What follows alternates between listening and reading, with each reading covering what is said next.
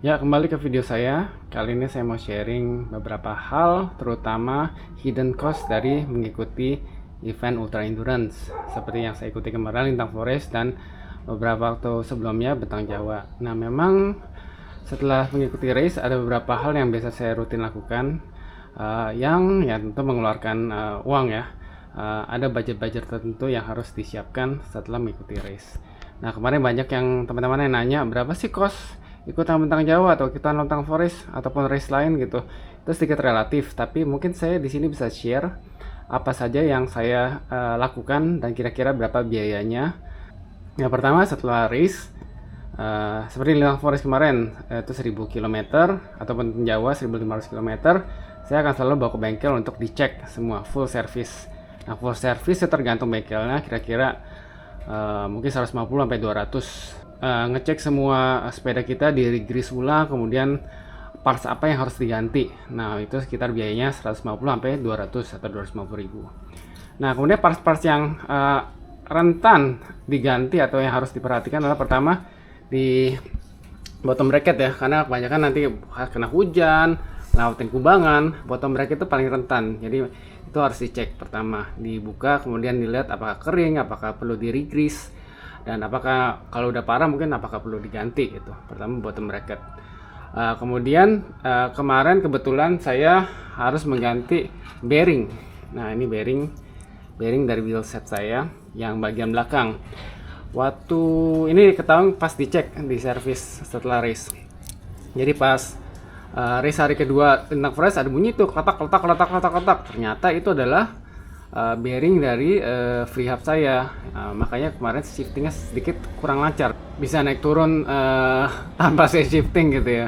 Itu sedikit kurang akurat ya. Ternyata itu bukan dari settingan RD nya tapi dari bearingnya udah lumayan aus, jadi kemarin saya ganti. Nah, kalau teman-teman pakai bearing yang seramik itu memang lebih loncer, cuman perawatan harus lebih telaten, karena kalau kena kotor dikit atau gimana itu harus dibersihkan, karena kalau tidak bersihkan itu akan rentan lebih cepat aus ya.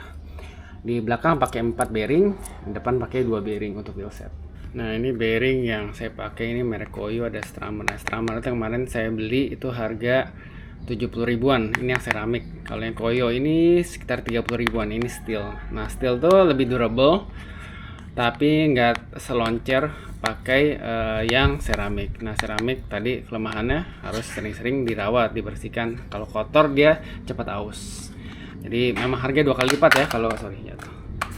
Ini merek Koyo. Nah, kalau mau cari di toko yang kayak bearing secara umum, kita harus tahu ininya, nomornya nih. Kalau saya punya wheel set zip itu pakai 2 tipe. Nah, kebetulan yang kemarin free hub itu pakai nomor 68032 RS. Ini seramik. Kalau yang ini steel, ini sama. Mana ya, sorry. Mana ya? Nah, itu dia. Ini steel. Nah, bisa cari bukan di toko sepeda, bisa cari di toko bearingnya. Nah, ini yang recommended merek Koyo sama NTN kalau untuk yang bearing steel. Nah, ini juga saya mau share dikit, di setiap frame yang kena dari frame back. Kalau teman-teman pakai frame back untuk menghindari lecet atau gimana, itu biasanya saya pakai tape ini ya. Entah bisa pakai merek 3M atau ini saya pakai Tough Sport untuk melindungi kontak point dari strap dari frame back yang kita taruh di frame supaya nggak lecet. Jadi nanti kalau udah selesai kita bisa udah nggak dipakai frame back, kita bisa buka dan frame-nya cenderung lebih terawat ya, tidak lecet.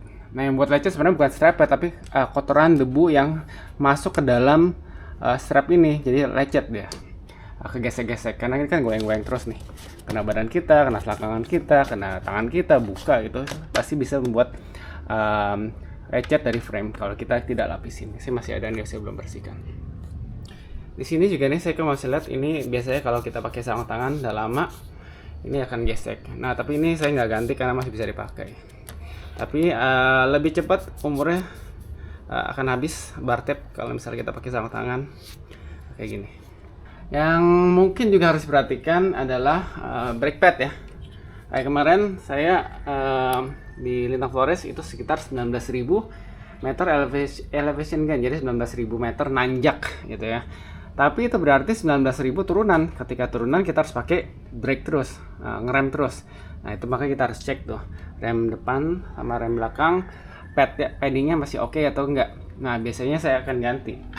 Ini brake pad baru saya belum ganti ya, karena kemarin saya cek itu udah lumayan tipis, tapi karena saya mau pakai buat training aja tipis-tipis, habis ini saya belum ganti. Mungkin dalam sebulan saya akan ganti, karena yang depan masih oke, yang belakang kemarin udah sedikit tipis, jadi saya tukar belakang ke depan, depan ke belakang. Nah sebulan lagi mungkin saya ganti nih. Ini saya baru, ini yang versi ice ya, yang ada finnya nih. Ada juga yang model yang biasa aja gitu, itu harganya beda-beda. Nah ini buat Shimano, kalau SRAM beda lagi. Nah kemarin habis race saya harus ganti klit nih. Ini klitnya udah baru ya, saya ganti. Nah cuma kemarin pas saya mau ganti habis race, klit yang sebelum ini udah aus banget ya. Ini sekitar 8.000 km sejak Bentang Jawa kemarin. Saya ganti setelah Bentang Jawa, baru saya ganti lagi setelah Lintang Forest kemarin. Harusnya saya ganti sebelum race Lintang Forest, tapi karena saya pelit ya, saya baru ganti kemarin. Jangan ditiru. Jadi pas saya mau buka kemarin nih, saya mau buka dari apa namanya, dari sepatu, nggak bisa karena boltnya itu korosi. Akhirnya 3 harian tuh saya harus bongkar manual pakai bor sama obeng, baru ini kebuka. Nih udah tipis, ini harus diganti ya. Kalau misalnya udah berasa rada ngelos gitu ya di pedal, mendingan ganti. Nah budget yang paling besar itu adalah ini, ban. Itu kemarin saya ganti 2 ban nih. Kali ini saya pakai Continental Grand Prix. Biasanya memang sebelum race saya ganti ban baru, fresh tire. Saya pakai 2 minggu sebelum race, baru kemudian saya pakai buat race. Nah setelah race biasanya saya akan pakai tuh sampai habis, tapi kemarin Lintang Forest lumayan demanding ya. Jadi selesai race saya langsung ganti baru, karena yang satu udah bannya udah hamil di sidewallnya. Banyak sekali problem ketika ultra itu kena di sidewall. Jadi saya cenderung mau memakai ban yang badak ya, terutama di sidewallnya. Kemarin saya ban depan saya pakai bukan Continental, Vittoria Red Armor, itu ban badak ya sidewallnya. Belakangnya kebetulan kemarin saya nggak dapet yang Red Armor, jadi saya pakai Corsa Next ukuran 34, depannya 30, belakangnya 34, jadi sedikit jomplang. Kebetulan kemarin dekat-dekat race saya dapat stoknya yang itu, karena saya nggak di Jakarta kemarin. Nah ini saya baru ganti fresh, dimulai dari nol lagi. Saya pakai Continental Grand Prix TR. Kemarin banyak nyaranan nih Grand Prix GP 5000 ya, itu gold standard ya katanya, itu badak banget.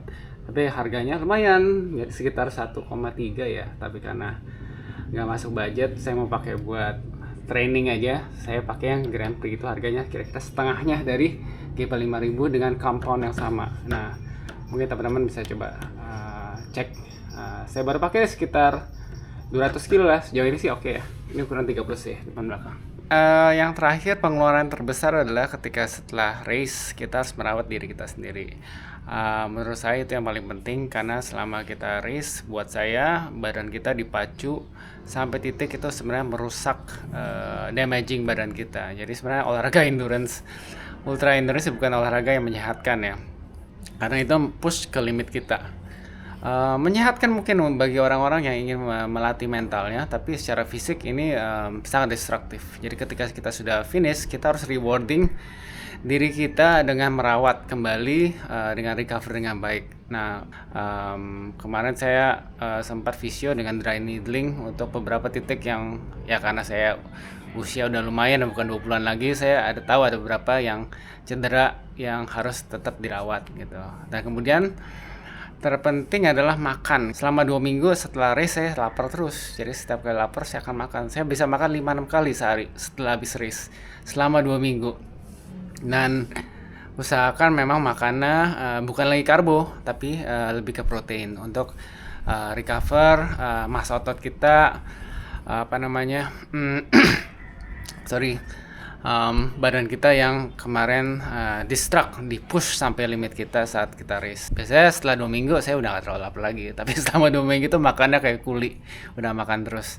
Nah itu buat saya sangat penting, karena memang olahraga endurance ini nggak ada yang bilang ini menyehatkan untuk badan, karena very destructive, dan herannya banyak orang melakukan, termasuk saya gitu.